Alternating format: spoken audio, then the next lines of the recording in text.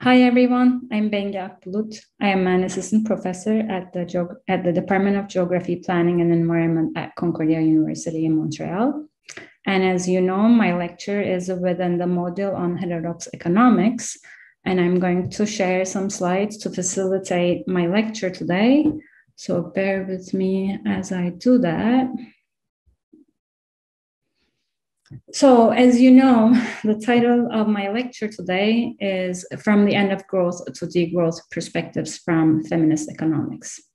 And what I'm going to do is first give you an overview of what degrowth is, and then offer and summarize some insights from feminist economics to actually lay out a case for why degrowth should be feminist, or why degrowth should take feminist economics seriously, or what it can actually learn and articulate and include from feminist economics. So let's start. So degrowth. Degrowth is actually one of the visions, one of the proposals out there about how to live together within planetary limits. So it's one way, one vision of articulating the links between the economy, society, and the environment. It is by no means the only one, but it is one that has been attracting increasing attention in the recent years. It's becoming involved. It's becoming a lot more of a part of social movements' vocabularies. It is already kind of it's been involved in the agenda of even the European Parliament. And perhaps more importantly, there is now a massive and significant academic literature on what degrowth is and what degrowth might mean. So before kind of getting into the more nitty-gritty of what degrowth is, I want to kind of offer a very short kind of popular history of degrowth. Where does the term come from? Where its roots kind of go back to? So the first time that actually the term degrowth was used, and we can say the term degrowth was coined, was in 1972 by the Marxist thinker André Gorz, who was writing in France in Nouvel Observateur, saying the global equilibrium for which no growth or even degrowth, in its French original of this quote, décroissance, of material production is a necessary condition. Is it compatible with the survival of the capitalist system? So as you can see from this quote, André Gorz's preoccupation when he was writing this piece was that whether or not capitalism is actually compatible with what is necessary for sustainability to limit kind of this endless growth. A year before this happened, a year before 1972, an economist, Nicholas Georgescu-Roegen, had published his seminal work, The Entropy Law and the Economic Process, in 1971. And although he didn't coin the term per se, he was also talking about similar ideas. So Georgescu-Roegen's work was an application of the law of thermodynamics to the economy, looking at the economy from a biophysical perspective and applying the law of entropy to the economic process. And I will talk about Georgescu-Roegen's contribution and ideas a little more, so I'm not going to spend too much time on it right now. But the ideas of degrowth, kind of limiting endless economic growth, has been found in the writings around the same time, mid-1970s throughout 80s, in the writings of thinkers such as Serge Latouche, Ivan Illich, and Cornelius Castoriadis.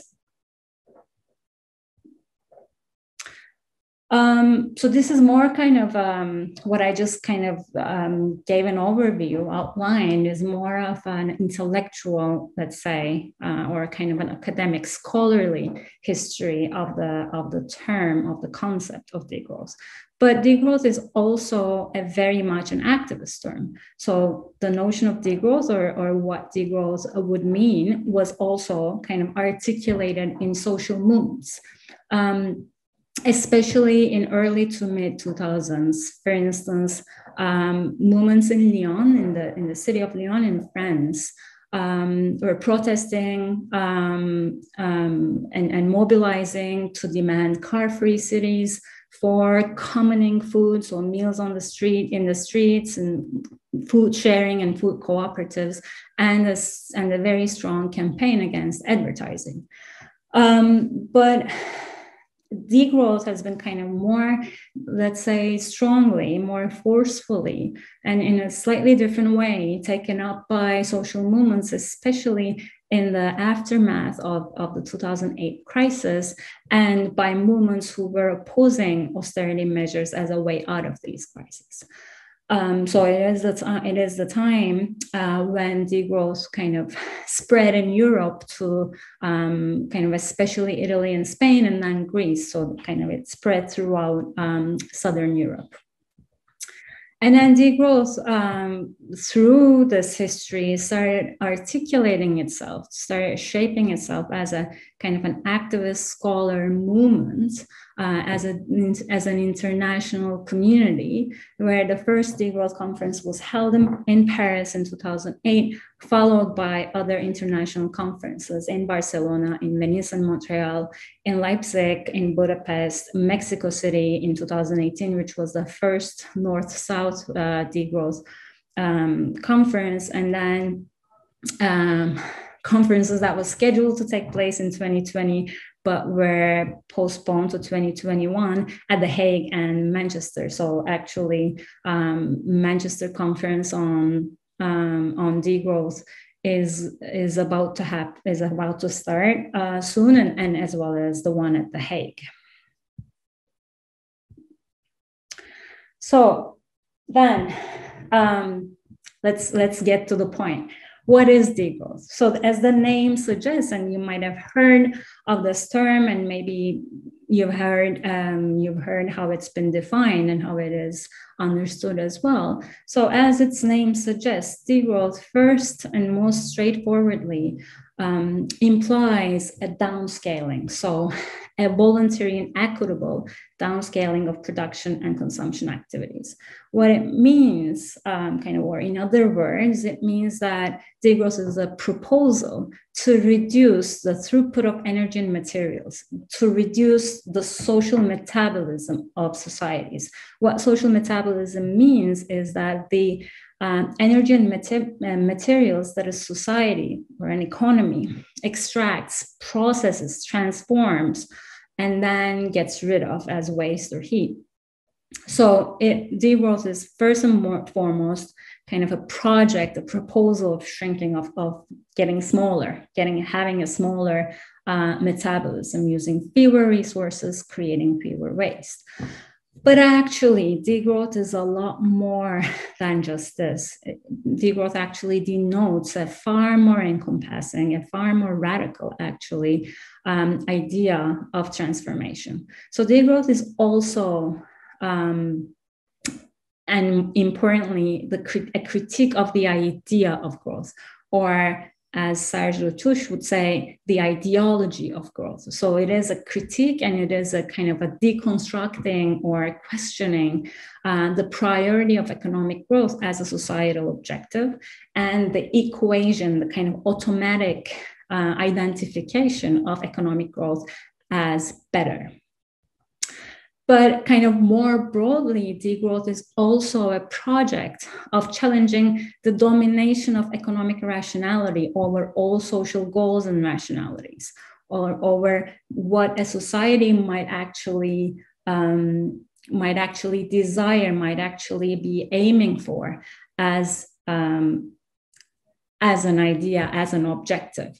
So the domination of economic rationality and challenging the domination of economic rationality, and challenging the domination of seldomly questioned economic imperatives like efficiency or profit or accumulation. So kind of freeing the social imaginary from kind of the naturalness of economic growth as something that we deem to be good.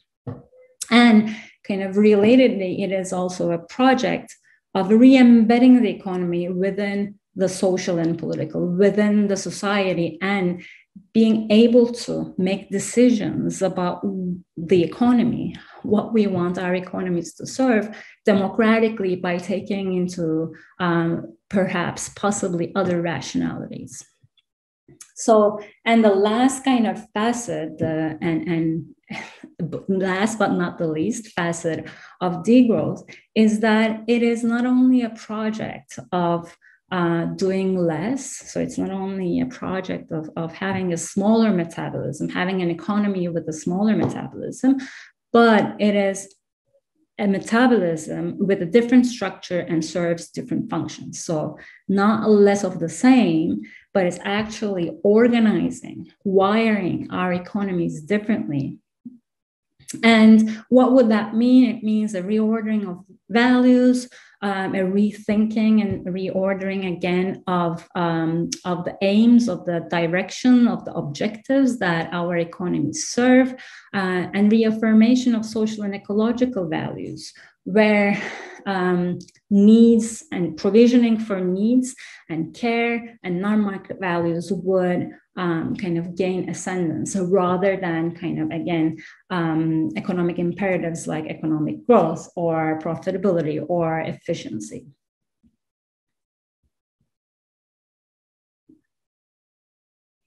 So especially around this kind of, this last aspect of doing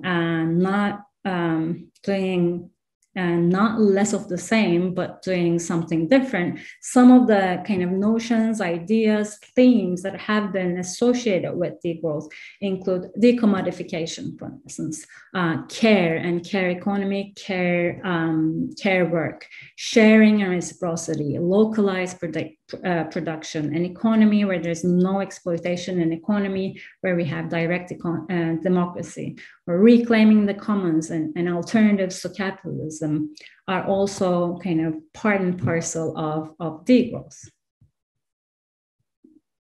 So this is, I think this actually captures what degrowth is in very kind of nice terms and images.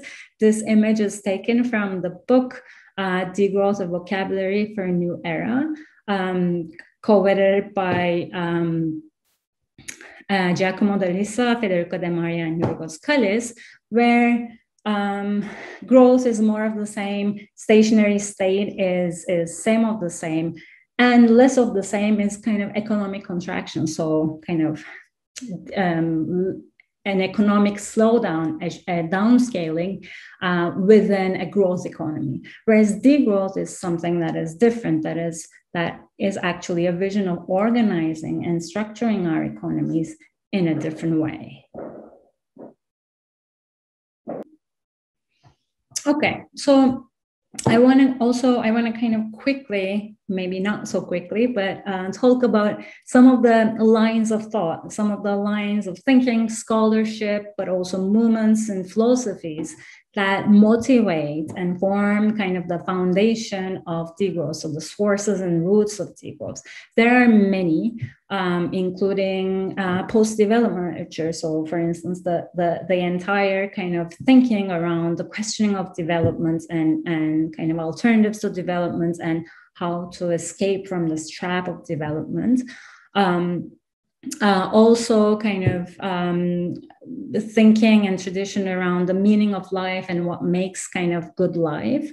But I want to especially highlight two kind of distinct, more or less, bodies of thinking that are important for degrowth, and I think kind of makes degrowth a kind of a peculiar project. The first one comes from ecological economics, which has a perspective on the economy, has a biophysical perspective on the economy and the recognition of biophysical limits. I have mentioned George Rogan's work earlier on when I just kind of introduced the idea of degrowth. But what Nicholas George Rogan actually did in his kind of work was to apply, as I said, the law of thermodynamics to the economic process. So what he argues is that economic process is actually one of transforming energy. So it's one of transforming low entropy materials and energy into high entropy waste. So kind of in simpler terms, what this means is through the economic process of production, some energy that is either kind of captured, that is embodied in materials, or energy that is applied to this process to transform them. This energy, this total energy, some of it irreversibly dissipates. So it kind of becomes unusable during the production process. So at the end of that process, what you produce has actually less energy than the sum of the energy embodied in the materials and the energy that you apply from outside, because in the process itself, some energy becomes high entropy. So it kind of dissipates in the universe and it becomes unusable, which means that 100% recycling of energy through the economic process is impossible. And it is not a matter of how innovative technologies we have or how eco-efficient our technologies are. It is a biophysical reality for George Scrogan. So what this implies is that even a non-growing economy, even if we're not kind of growing the social metabolism, through the process of transformation, since through the process of transformation, some energy becomes unusable, even a non-growing economy would need fresh supplies of energy and materials to keep going. So this has implications for some of the ideas out there today about how to kind of transition into an ecologically sustainable economy. So the implication of this, of George Scrogan's work for degrowthers is that there's always going to be limits to decouple economic growth from its biophysical impacts. So absolute decoupling, so having some kind of economic growth that has no impact, that has no environmental impacts, is impossible. But it also kind of very squarely kind of highlights that there are obvious limits to techno-optimism. And by techno-optimism, I mean that this idea, especially found in green growth discourses and some of the Green New Deal discourses, for instance, that it is the ecological crisis is actually a matter of finding the eco-efficient, the right green technology. So degrowthers are very kind of skeptical of technological solutions because of this kind of biophysical perspective on the economic process. Even if we find better ways of producing or better ways of cleaning up our waste, even in that situation, just the economic process itself, the recycling process, the extraction process, the transformation process would always lead to dissipation of some energy. So there are always going to be limits to technological innovation, which means kind of, again, in different terms, that we cannot innovate our way out of this ecological disaster, of this ecological crisis. We need to limit and degrow the metabolism, degrow the materials and energy that we use. The second idea, or the second body of thought that I want to highlight here, that I think is important and a very peculiar kind of aspect of degrowth, is that this kind of tradition of thinking on democracy and autonomy. For instance, thinkers like Ivan Illich, Cornelius Castoriadis, and Andre Gorz, names that I have uttered before, have been in different ways, in kind of, although they have slightly different understandings of what autonomy is and what democracy is, they have all in different ways have highlighted the way that autonomy, understood as a collective's ability to self-govern, is incompatible, is impossible with perpetual growth. So for instance, Ivan Illich has highlighted that, or has kind of written on how large-scale technological infrastructure, or large-scale big tech, and the infrastructure that comes with it necessitates a centralized bureaucracy. So big tech, large technological infrastructures, almost by definition, cannot be governed by ordinary people, by us. They require kind of centralized technocratic expertise. So going that way, going kind of large, going big with technology, is kind of brings with it an erosion, an eradication of autonomy. Andre Gores, on the other hand, has written on how with capitalism's endless production and accumulation came also the expansion of consumption. So this kind of endless production and accumulation needed to be met by an endless kind of expansion of consumption, where the line between needs and desires, what is actually needed and what is kind of consumerism, gets blurred. And he kind of traces how human society's ability to self-define their needs and just consume enough to meet their needs were eradicated. So he kind of traces how the notion and the principle of sufficiency was displaced with the expansion of capitalism. So these ideas together actually then kind of imply that even if, and it is not, as we know from George S. Borogan and the biophysical perspective on the economy, it is not possible biophysically to have endless growth. But if there was some miracle and it was actually possible, it might very well be undesirable to have endless economic growth, because it eradicates our ability to self-govern and our ability to self-govern our okay. So as I've been kind of trying to argue, degrowth is not only kind of a matter of doing less of the same. It's not only a kind of technical matter and economic matter of shrinking. It's also kind of a critique of growth as an ideology, the ideology of growth, and it's a proposal to radically restructure our economies. And one other aspect I want to highlight here is that degrowth is also a project of justice. So that kind of the relationship between degrowth and justice go both ways. So first, the recognition that growth actually drives economic growth, endless economic growth, when seen especially in an historical and global perspective, economic growth drives injustice. With endless growth comes increasing demands on environmental resources and sinks, which lead to numerous ecological distribution conflicts all over the world. And ecological distribution conflicts, so kind of the ecological and social costs of increasing demands on resources and sinks, are never equally distributed. So there's always an unequal distribution of environmental goods and bads because of power relationships. Both historically and currently, we see that the socio-ecological costs of growth, of economic growth, have always been distributed unjustly. So justice today requires setting limits to endless economic growth, because the more we continue, the more unjust the distribution of socio-ecological costs will be.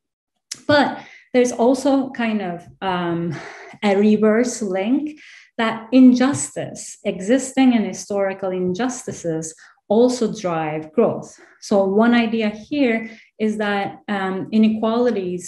existing inequalities in consumption, in income, and socioeconomic status actually is a driver of consumerism, is a driver of consumption. So the notions that are evoked in this context are kind of envy and status consumption, for instance. So people are driven, are motivated to signal their statuses through showing basically what they can consume. So inequality is one driver of consumerism, increased consumption, and as driver of growth.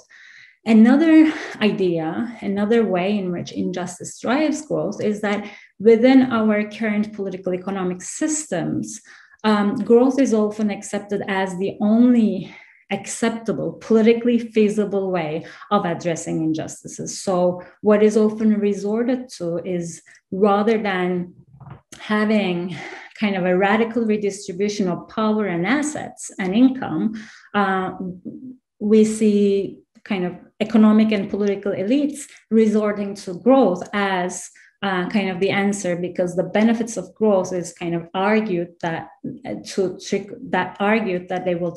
benefits of economic growth is argued to be trickling down to the poor. So addressing poverty, addressing unemployment, addressing inequality is often kind of not done discursively, or actually not done through any kind of sharing of resources or power, but through, hey, we're going to grow more so that a little bit of that growth or the benefits of that growth will be kind of distributed to the poor and the marginalized. So for degrowth, then kind of justice is a very kind of central tenet of degrowth, and degrowth proposes to repair current and past injustices. So, for instance, addressing and repairing ecological debt, which kind of captures this idea that the global north owes an ecological debt to the global south due to its past and present colonial exploitation and plunder of resources and the kind of ecological destruction that it has led to.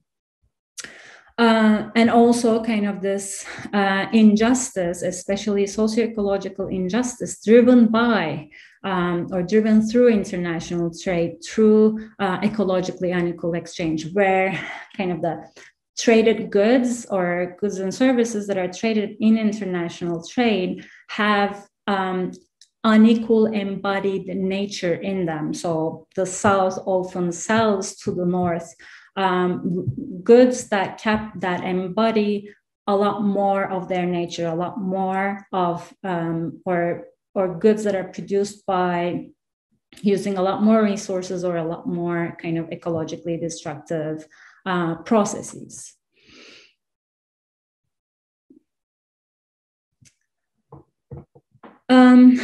I want to kind of address a few more points or kind of unpack a few more points that are often kind of misled ideas or misunderstandings about what degrowth is. Their recession is not our degrowth was a slogan that was adopted by social movements, especially again in the aftermath of the 2008 crisis and the social movements that have emerged, that have sprung up within the context of anti-austerity movements. And what this means, the recession is not our degrowth, is that degrowth is not defined is not defined absolutely as a decline in GDP. Degrowth is not negative growth in a growth economy. It's not contraction in an economy that is growth oriented, but also GDP is not, for degrowthers, is not a good indicator of well-being, of wealth anyway. So a decline in GDP, it follows, is not a good indicator of what degrowth aims to achieve anyway. Secondly, degrowth does not mean that we, as a degrowing economy or a degrowth future, does not mean that we shrink, we downscale all kinds of activities, all sectors in an economy. So we often talk about, degrowthers often talk about selective degrowth, where the society, through more democratic mechanisms and institutions, actually make a decision about which activities they want to shrink, which activities they want to degrow and maybe completely erase, and which activities to grow. So for instance, fossil fuel-based industries or extractive industries within a degrowth future can be foreseen to degrow, to shrink, whereas care-based activities, healthcare, education, food, need-based kind of provisioning activities that might be or ideally organized more egalitarianly and actually create social value, can be foreseen to grow. So we're not kind of talking about an absolute degrowing of all kinds of activities, but there is going to be kind of a collectively managed and decided political process of deciding which sectors and activities in the economy to degrow and which ones to kind of support and grow. And thirdly, degrowth is not a disaster. It's not a coerced process. It's supposed to be collectively managed. Or the idea is a prosperous way down, which is collectively managed through political, economic institutions and social mobilization. And it is, of course, it requires change. And degrowth vision includes this, that a change in economic structures and institutions which are kind of reproducing, perpetuating, and kind of maintaining the economic growth imperative under capitalist institutions. So degrowth would necessitate an entire rethinking of what property is, market relations, what work is, and what debt is, and how financial systems are going to function. So degrowth, again, is not shrinking a growth economy, but it is a collectively manage and radical change in economic structures and institutions of our contemporary economies. So what are some of the policies and actions then that might be associated and that have been associated with degrowth? First, regulating resource use. So kind of establishing, kind of formulating and establishing direct kind of ways of using, regulating resources rather than, for instance, through economic instruments, establishing direct biophysical limits on our resources through resource bans or caps or moratoria, for instance, on extractive industries or fossil fuel extraction. Second kind of family of policies and actions actually relate to decoupling human well-being with and employment from economic growth and reducing working hours. So a degrowth kind of proposal would kind of want to de-link this existing really strong tie between economic growth and employment, and most human populations get their or acquire their well-being through market employment. So degrowth aims to kind of deconstruct that, de-link that. And what are some ways of doing it? Universal basic income, for instance, a guaranteed kind of decent level of livelihood, basic income to everyone, so that the kind of coercion, the compelling to work in market, in wage labor is a little bit loosened, and that human well-being or the population's well-being is not as tied to continued economic growth, but also work sharing and reduction of working hours. So rather than growing and while growing, increasing employment, degrowth would say, hey, we have this many hours of work to be done. So rather than some having a lot of work and a lot of income, let's share that more equitably, more equally, where everyone has some hours of work that can actually guarantee a decent level of well-being, a decent level of livelihood. Third, a kind of a family of fiscal and redistributive measures that both kind of aim at kind of shrinking the social metabolism, but also kind of acquiring some form of a more just economy. So taxing pollution and environmental damage, rather and kind of that comes with it is actually withdrawal of subsidies to environmentally damaging and polluting activities, such as subsidies that are given to fossil fuel industries, coupled with progressive taxation. So a kind of a really genuinely progressive taxation system, coupled, for instance, with salary caps. So putting kind of a maximum limit to income, coupled with, again, a universal basic income. So making income inequality or having a kind of an income redistribution measure that way. public investments into low material and energy intense but high welfare sectors like education, like healthcare. And as I had mentioned previously, repairing global injustices. So kind of an idea of redistribution and justice at a more kind of global scale, where, for instance, the North pays the South the ecological debt that has accumulated over centuries.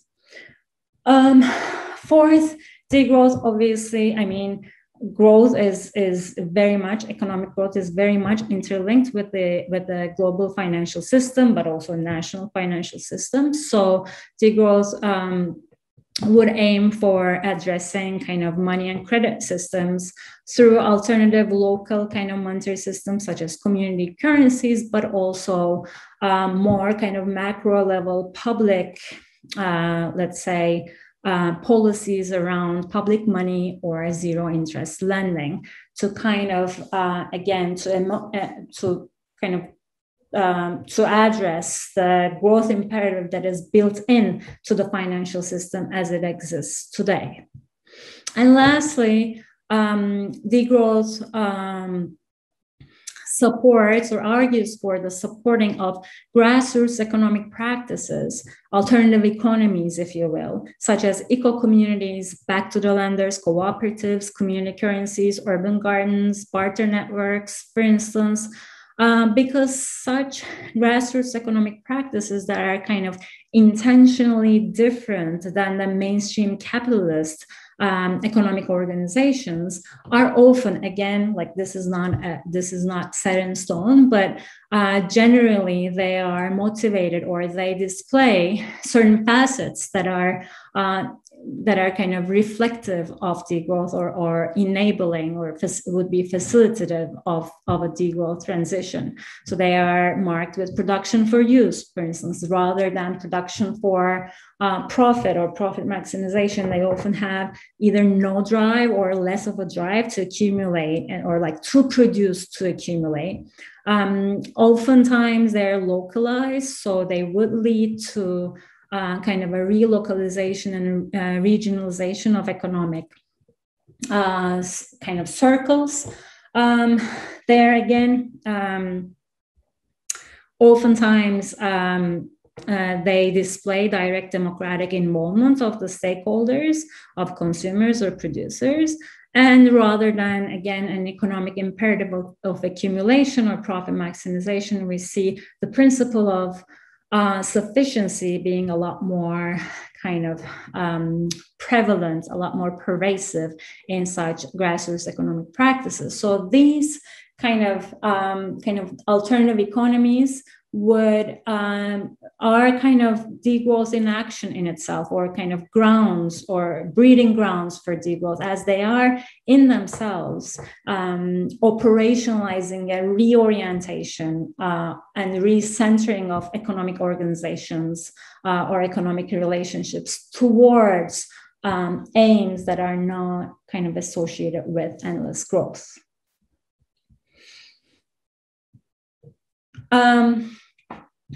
As an aside, as I'm kind of coming towards the end of my overview of degrowth, which I hope was illuminating and clear, what does the current situation or like the context that we've been living in globally for the last year and a half within the COVID-19 pandemic tell us? What does it give us? What does it teach us in terms of degrowth? Or kind of, if we were to cast this question from the other way, kind of the flip side of the same question is that what does degrowth would say about the global pandemic and COVID-19? The first point I want to make here is that the economic slowdown that came with the lockdowns and with COVID-19 or kind of this reduced consumption, especially in the beginning of the pandemic, a year and a half ago, where like most people, not everyone, had the luxury to kind of lock down in their houses, in their households, but most or many people were kind of could not anymore purchase or acquire the goods and services that they would otherwise do, and kind of everyone was like forced to think about what they actually need and what they can procure. So some have associated this kind of economic slowdown plus kind of this enforced realization of what our needs are with a degrowth or with degrowth. But it is important to kind of to highlight that degrowth, this is not degrowth. Degrowth is not contraction in a growth economy. And what has effectively happened with COVID-19 was a forced contraction in a growth-oriented economy, in a growth-oriented global economy, and where that contraction, the impacts of that contraction was very, very unequally distributed throughout the society. So some people lost their jobs, whereas others didn't. And essential workers were forced and kind of obliged to work in kind of health-threatening conditions in order to supply the goods and services that the rest of us needed. Or, for instance, migrant labor in food production in a country like Canada, for instance, where I live, was still ongoing. So, and still was being performed under very insecure and precarious conditions, under health-threatening conditions. So this is not degrowth. And I want to kind of highlight two things here to say why it's not degrowth. Again, degrowth is a vision of an equitable, voluntary, and democratically led transition. And secondly, degrowth is not a project, is not a kind of technical issue of just doing the less of the same, but it is a vision, it is a concrete utopia about organizing our economies differently. But still, this doesn't mean that the current context has no kind of relevant points. There's nothing relevant for degrowth. The lessons from the COVID-19 pandemic, I think, and I think many degrowthers would agree with me, and you can actually see some of the manifestos and some of the kind of interventions that degrowthers have done within the context of COVID-19, especially earlier on around May to June 2020, is that the pandemic actually laid bare the fragility of how our economies are wired. So there was, on the one hand, it revealed how our economies, which are motivated by producing for the market, where production is motivated, is incentivized to produce for the market, for market exchange and for profit making, does not at all guarantee that the basic needs of the society or the socially useful goods and services will be provided, will be produced in that economy. So when market signals is your incentive, is your kind of cue for what to produce and how much to produce, that doesn't guarantee that you're going to actually end up producing things that the society, that people need at situations, especially like a pandemic. But the flip side of this is that, not only that our economies are not wired actually to produce what is needed or socially useful, that the labor and the production that goes into the producing of basic needs, essential work and essential workers were highly undervalued and highly invisible in our economies. So kind of the renewed appreciation that came with essential work and essential workers point to that renewed but quickly forgotten appreciation.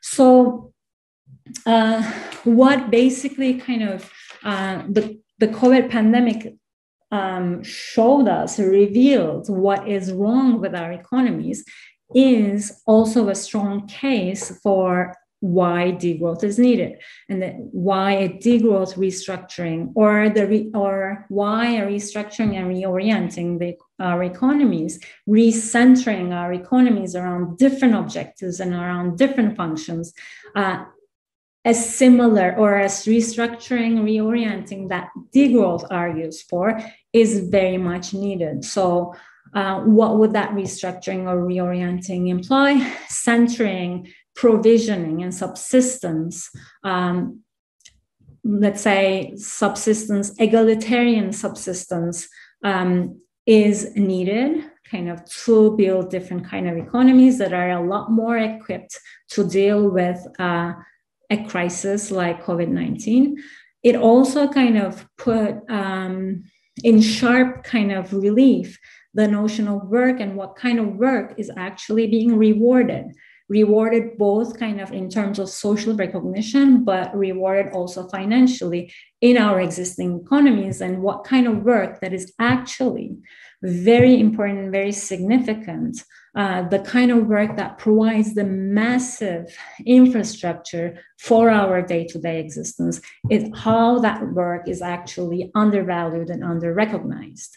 And within this context of COVID-19, we've also seen increasing kind of calls, recognition, and like increasing common sense, becoming common sense of certain proposals and policy tools, such as the universal basic income, which de-link effectively employment and well-being. So by kind of guaranteeing a minimum level of income, a minimum level of well-being to people, and how that became kind of a lot more accepted, a lot more commonsensical policy within the context of COVID-19.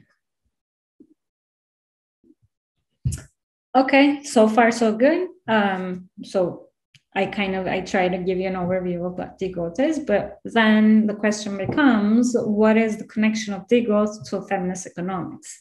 And more specifically, why does degrowth have to be feminist, or what does degrowth have to learn from feminist economics? And here, I want to start by recapping some of the insights from feminist economics that I think are relevant and necessary for degrowth and for a degrowth transition to take into account.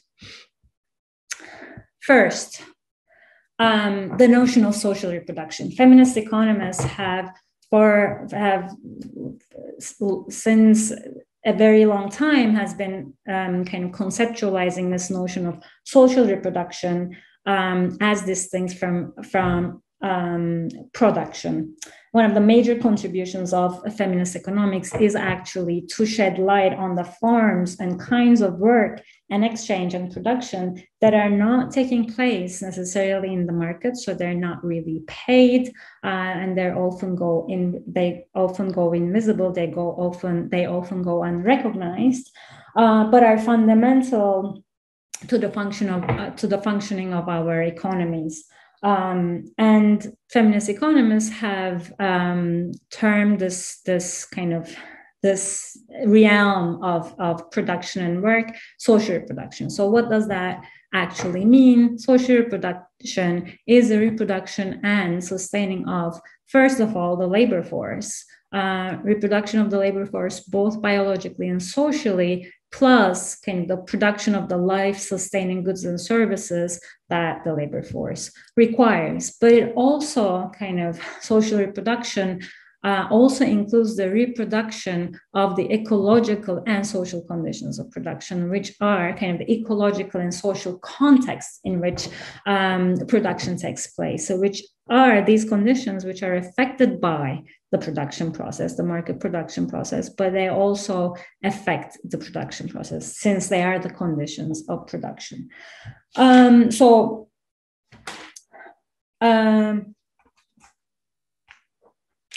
What kind of work does that, what kind of actual concrete examples and work and production does social reproduction include? It includes like production in the household. So household work, food production, food provisioning inside or outside of the household, care work for children and the elderly, all those activities that actually reproduce, regenerate, and maintain our physical, mental, and social abilities, but also kind of reproduce, regenerate, and maintain the social relationships, and kind of reproduce the life-sustaining goods and services that we all kind of depend upon, rely upon for our survival.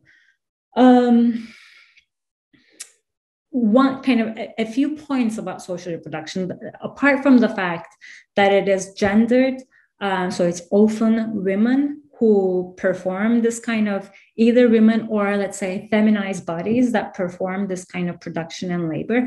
It is invisible, and that it is unvalued, devalued, and undervalued. So this is one kind of particular way in which social reproduction is different from or distinct from production.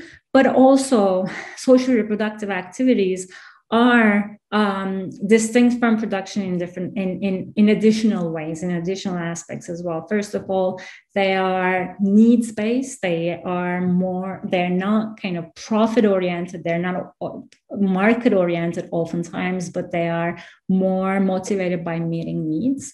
The kind of social reproductive activities are often location-bound and embodied. So it involves attending to bodies and bodily needs, and they're often kind of embedded in the sense that they're location bound. So if you're, for instance, taking care of someone, taking care of children, or taking care of the sick, or if you're taking care of the elderly, you cannot really perform this labor from afar. You need to be kind of, you're bound locationally. Secondly, or thirdly, social reproductive activities are often marked by repetition and presence. Presence dimension I just mentioned, but repetition. So it's not that you kind of, and it's kind of implied in the notion of reproduction. So it's not that you can care for a kid once and leave them be. So you need to kind of repeat certain activities. So it has kind of a different demand on your labor. It's a different kind of labor process. Next, social reproductive activities often involve or often marked by a different temporality, a temporality that is marked by biological and ecological time. So again, it is closely linked to the repetition aspect, but again, care work, for instance, it requires addressing or responding to the biological needs and biological time of the bodies that you're attending to. So you cannot really take care of a kid for 3 days in a row and then kind of leave them be. You need to be kind of, the rhythm of that work is kind of shaped by the biological time and ecological time, because again, remember that kind of the definition, the more kind of expanded definition of social reproduction that I'm using here includes the reproduction, regeneration, and maintenance of ecological conditions. So for instance, something like agricultural production, food production, cultivation, or kind of caring for nature, maintaining ecological functions, these will definitely be limited or constrained or shaped by kind of the temporality of the environment, by ecological time. And kind of the last point I want to highlight here is that reproduction is often either impossible or very hard to bargain away. So especially when we're thinking about gender norms and gender division of labor and social reproductive work, it is very hard for women and feminized bodies to bargain away this kind of work. It is seen as women's domain. It is seen as women's responsibility. It is very much tied to gender norms. So voluntariness, which is often kind of a notion invoked in economic theory, that every exchange and transaction is assumed to be voluntary and thus mutually beneficial, voluntariness does not really apply as such in the context of social reproduction. The second kind of, let's say, set off insights or set of themes from feminist economics that I think is necessary and relevant for degrowth is kind of the long-standing critique of the economy and its representations that have been articulated, developed by feminist economics. So feminist economics has a very kind of radical fundamental critique of Homo economicus as an isolated individual with kind of portrayed, this economic agent is portrayed with a no connectedness, basically, or no dependency. It doesn't depend, I will say, it doesn't depend on anyone. We don't know who raised this person, who took care of this person when they were younger or when they were kids, for instance.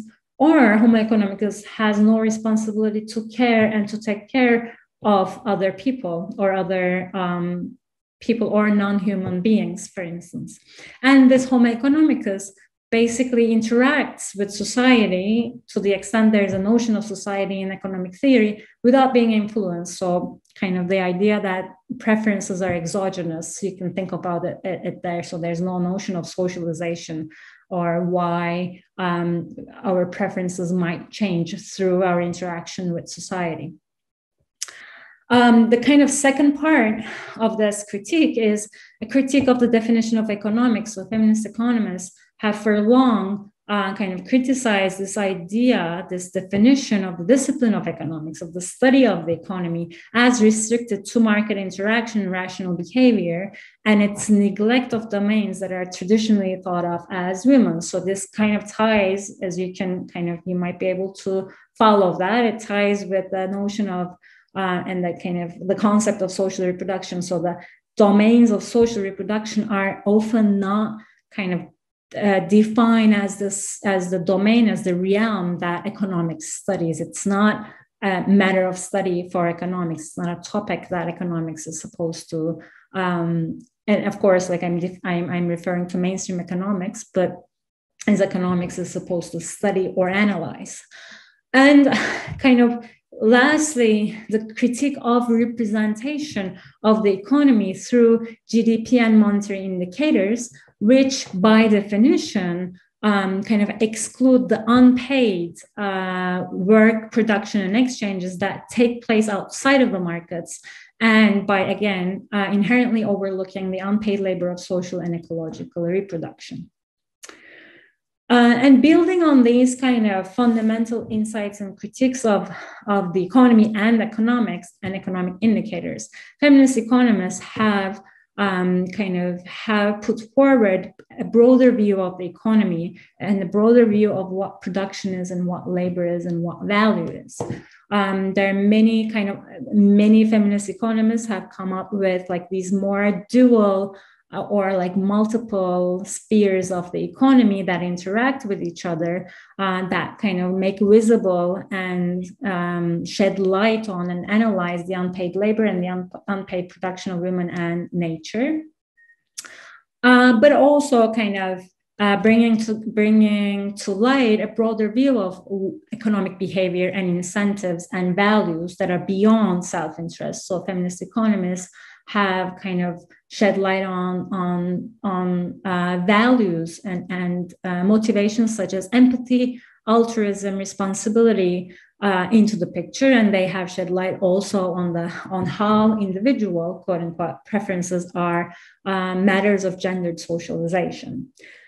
And lastly, feminist economists again put forward an alternative way, not only an alternative view of the economy, but an alternative proposal of organizing our economies, another way of wiring our economies, structuring our economies, where provisioning and sufficiency have been kind of core principles rather than profit maximization and efficiency for feminist economists. So, building on these, now I'm going to try to kind of put these insights into work, kind of operationalize these insights within the context of degrowth, what degrowth implies, and some of the kind of proposals that degrowth has espoused and has embraced, and why we need to kind of think about these proposals from a feminist perspective, and why we need to be cautious. So the first kind of point I want to make is actually kind of could apply to visions of ecological transition outside of degrowth, other than degrowth too, but I'm going to talk about them in the context of degrowth transitions. So what degrowth kind of, let's say, implies, and it kind of puts forward, as I said, is downscaling. It's one facet of it, but it is a kind of central tenet of degrowth, is that resource throughput, social metabolism of our economies needs to be downscaled.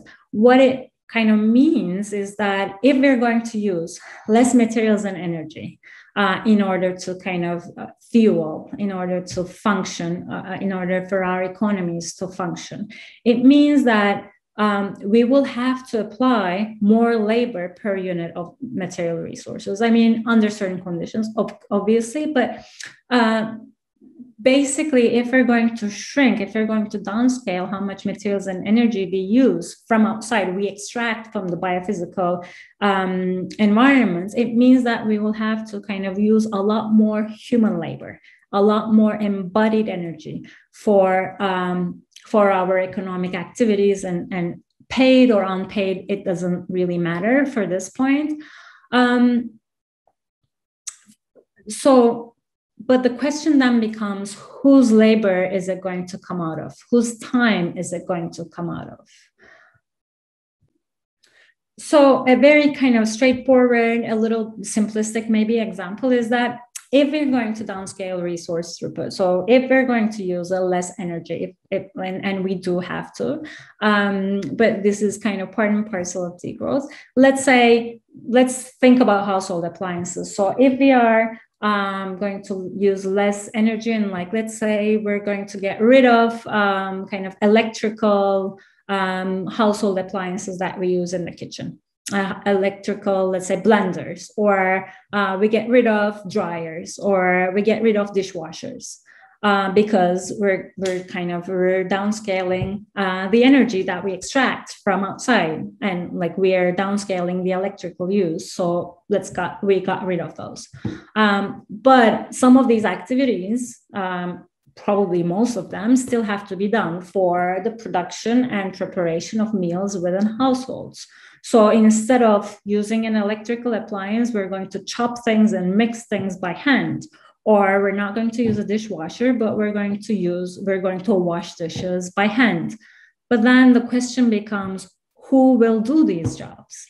And given the way that that kind of gender division of labor works in most societies today, or the way that gender norms are functioning, are operating, this means there's going to be a lot more kind of this social reproductive labor that will have to make up. So a lot more of a use of embodied energy to make up for the kind of sacrifices we make in terms of the exosomatic energy, so the kind of less resource use, less energy use. Then who will have to do it? Who is going to wash the dishes? Whose labor will this come out of? Whose labor will have to compensate for the sacrifice that we're going to make in terms of the energy and materials we use?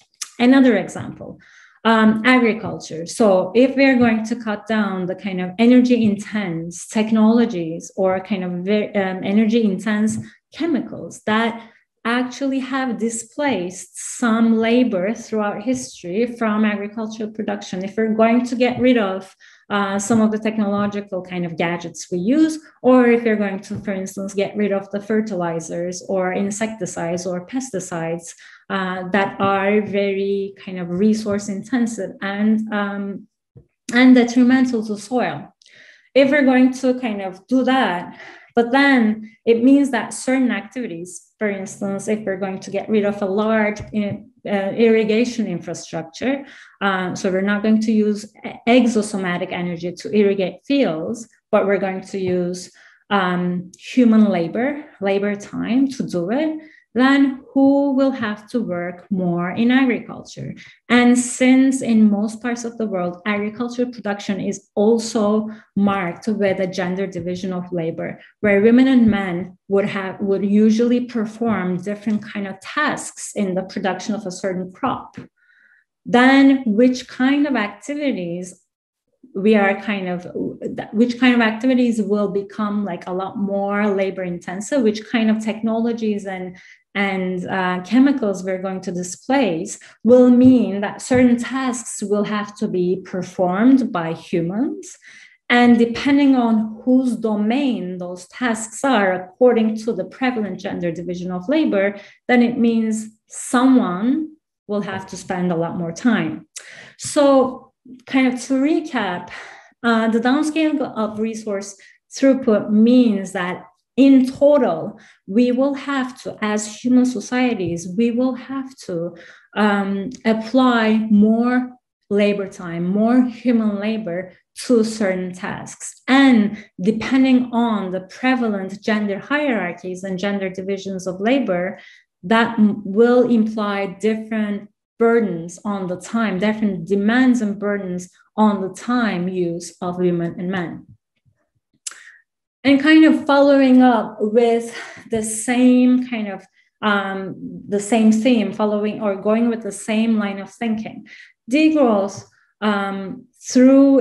especially through its emphasis on doing different and recentering our economies around care and broader social reproductive activities, actually implies a shift from kind of production of commodities for the market to make profit to reproductive activities, where production is done for meeting needs and often and not done for the market, not to produce commodities. So there's a lot of degrowthers, a lot of degrowth thinkers put emphasis on care and care work. So kind of centering our economies around care is a very kind of repeated theme that comes out of degrowth work, but also kind of other central tenets of the degrowth proposal, such as work sharing. So work sharing is also kind of often discussed in the context of work share reduction, as I mentioned before. So we're going to share the market work, and we're all going to kind of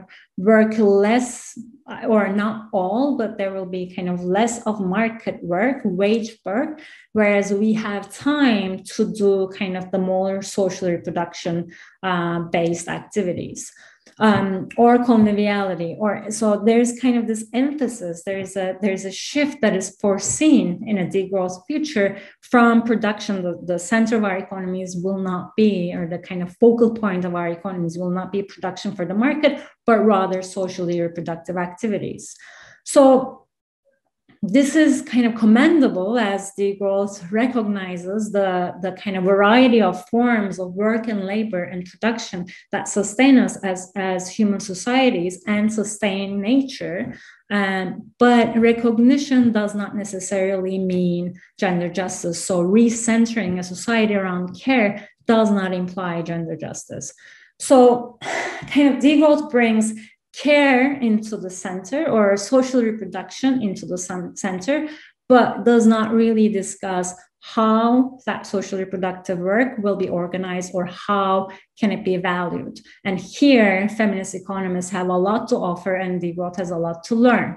So one first question, how is social reproduction then, or kind of the more expensive field of social reproduction, a degrowth future, a degrowth society would be depending on how is that going to be organized. And there's very little discussion of that in degrowth, whereas there's a lot of discussion on that from feminist economists. So when I mean how is it going to be organized, I mean who's going to be working in social reproduction. Again, kind of similar to the questions I raised in the previous slide. Whose labor and time will go to social reproduction? How are we going to make sure that it doesn't reproduce and perpetuate the existing gender hierarchies and gender inequalities? Under which conditions is this reproductive activities going to be performed and who is going to be controlling them. So there needs to be an egalitarian, democratic,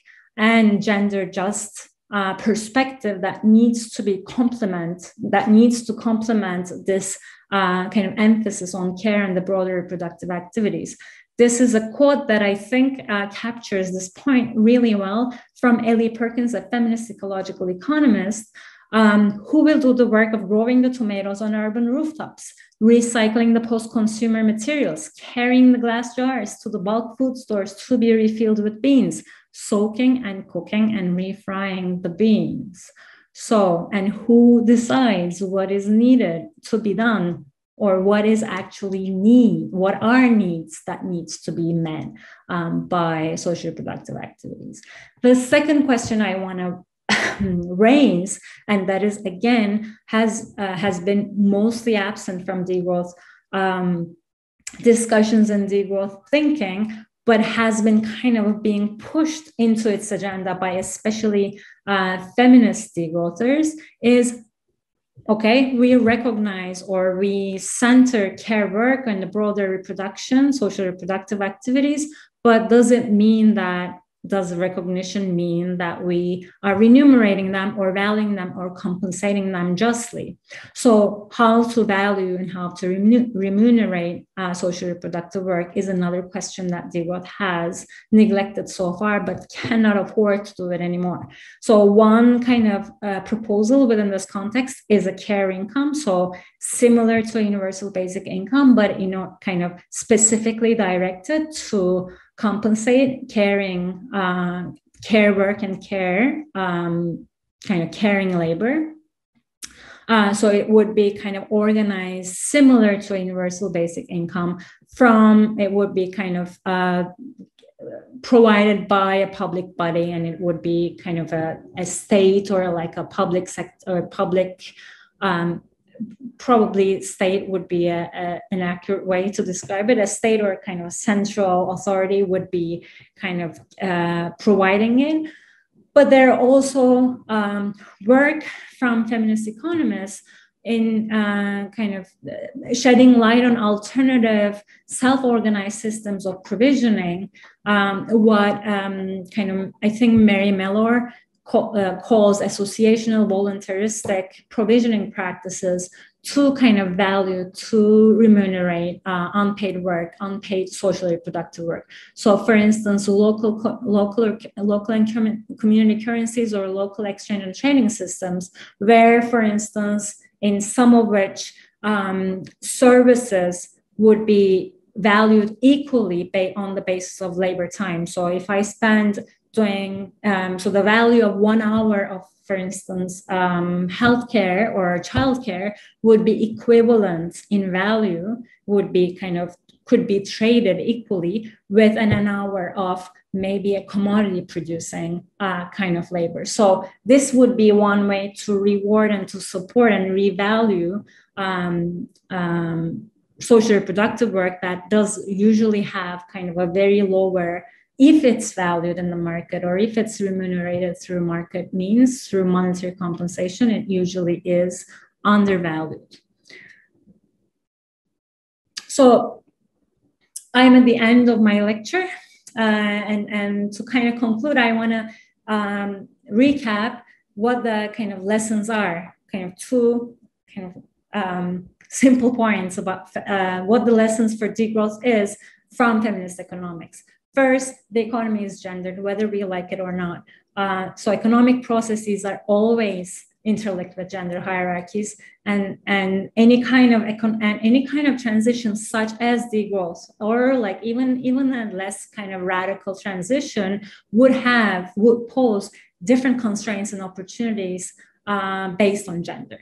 So the lesson for degrowth is that if feminist principles and feminist economics are not explicitly recognized and organized into a degrowth vision, degrowth won't be gender neutral, and in all probability, it will perpetuate existing gender hierarchies.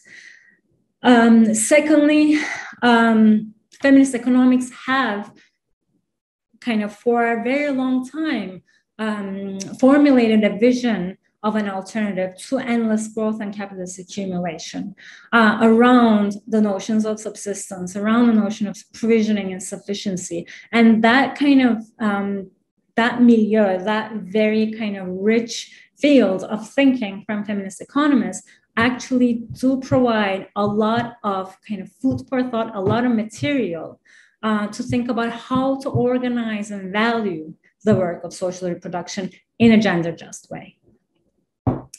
I hope you liked the lecture, and I'm looking forward to the question and answer and discussion period on July 13th. See you.